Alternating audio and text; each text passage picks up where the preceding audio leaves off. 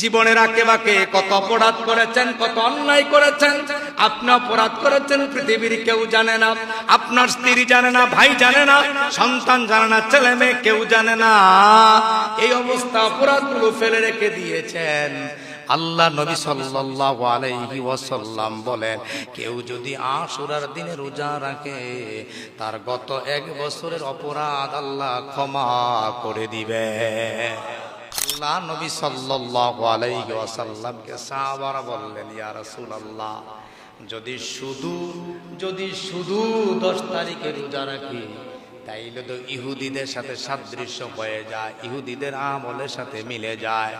আল্লাহ নবী বলেন, আমি যদি আগামী বছর বেঁচে থাকি আমি শুধু 1 দিন রোজা রাখবো না, আমি 2 দিন রোজা রাখবো।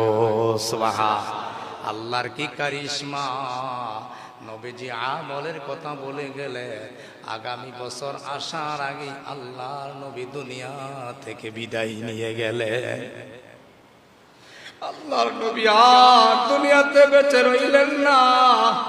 নবী থাকলে আগামী বছর 2 দিন রোজা রাখতেন।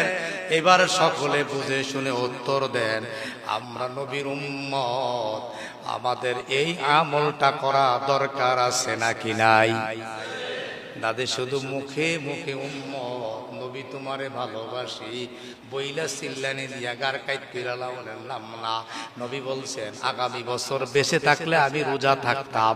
এর মানে হচ্ছে আপনি আমি আমরা যারা উপস্থিত আছি এই নবীর আমল করা দরকার আছে নাকি নাই? তাইলে আপনারা রোজা রাখবেন 9 এবং 10, শনিবার রবিবার। কালকের পর দিন বলেন কিবার? শনিবার রবিবার।